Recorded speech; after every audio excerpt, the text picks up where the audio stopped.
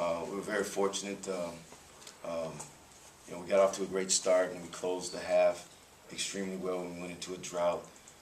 Came out of the halftime with a nice run as well, and then seemed to kind of lose that momentum. They got a nice run as well, and thought Fitzpatrick's. There was a lot of big plays, through the game. Whether it was Fitzpatrick's shot at halftime, Fitzpatrick's three, when they were closing in. I think they were either a tie game or down one, something like that.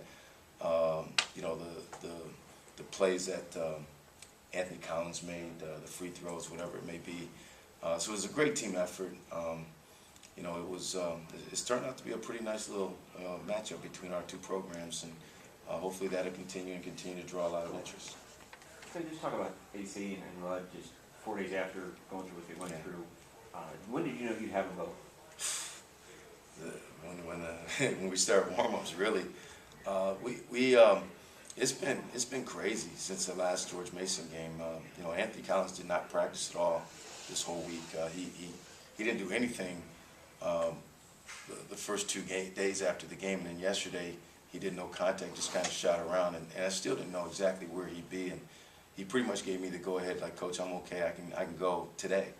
And I thought Rudd was going to be fine because he did practice yesterday, but this morning woke up with headaches, which is still a symptom of a concussion. So the doctor said, hey, if he's got a headache, he can't play, and that was out of my control. So that was, what I was told, and I think the Tylenols helped pretty good, and so somewhere, before we got on the bus, he passed all the tests for the concussion and didn't have a headache, and he was good to go. And those two guys with double-doubles, I don't know where we would be without them. Coach, you went about 10 minutes without a field goal there in the second half that finally ended with a three-pointer from your big guy. What was going on in the 10 minutes, and when the guy goes up for a three-pointer at that point in the game? You're talking about the first half? No, in the second half. In the second half. Okay, at the end of the game. Well, they turned up the heat, and we didn't really go very deep as we normally do, and we were pretty fatigued out there. We were pretty stagnant offensively, kind of stood around, and we tried to run a few things here and there to get something to go, and we fortunately got something that we drew up and got a kind of a pick and pop situation. Fitzpatrick hit a big shot, a big three, and that got momentum going. The game was serious. I understand ours, but that was the way the game was. Seemed like all night. We had to run early. They had to run midway through the first half. We had to run to close the half. We had to run to start. Big lead. They had another run, and then we closed it with the run. It was just a game of runs, and we fortunately had the last run to win the game. So, knowing how the season started, what does this do just to frame the non-conference season to give you some momentum going into Sunday? Well, where we started and where we are now is a whole lot different. I think, our first game of the year against UCF, I don't know. I didn't really recognize that team on film. We didn't play very hard, and they took it to us and handled us. And I think, we stopped maybe celebrating the past year and understood we need to work. We need to get back to being a good defensive team. We need to be a better team that works together in all areas. And we're not there yet. We still got a ways to go, and we better figure it out quick because we got Syracuse looming in front of us. But we are a much better team now than we were a month and a half ago. Stan, your team started the first half over 7 from 3 before getting back-to-back threes. How big was that for the momentum going into halftime? Well, it's huge. The three-point shot has been probably our best weapon offensively this year. Our field goal shooting is not great, but the three-point shooting is very good.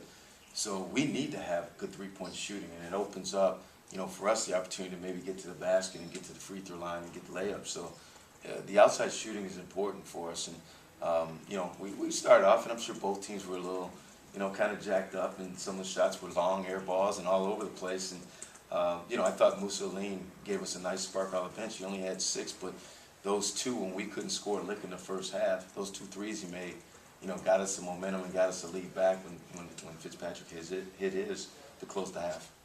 And on the other side of that, what did you guys do to take away what is another weapon for UCF also in the 3-ball, especially Casey Wilson, who was just absolutely nowhere. We really focused a lot more on the paint. They dominated us with inside scoring and layups and transition baskets and offensive rebounds the first time around. And I'm not sure we certainly didn't stop Sykes or Clanton, but they didn't just destroy us the way they did the first time around. So our focus was more there. We certainly recognized the fact that Wilson is a terrific shooter, so we tried to run at him a little bit more. But they had some looks, and they just didn't fall. So, you know, some of it was our defense. Some of those, we were fortunate because the ball was kind of going in and out, and they just popped out on them a few times. Sachs goes on that 7-0 run, and you think of yourself, not again. Yeah, he's not the. I'm a fan of his when we don't play him, but when we play him, man, he can be a nightmare because he's hard to stop. You kind of think you got him under control, and he just kind of slips and slithers through, and next thing you know, the shot's going in. I don't know how he does it, but pretty special talent. And but you know, we knew, and we kept saying, hey guys, they're going to make a run. You know, we would get up 11 or 10, and we kept saying in the huddles, they're going to make a run. You have to stay on your guard, and we have to, you know, help. And you know, they did that, and he's the catalyst when that happens, and that's why he's such a good player. Thanks, Coach. Okay.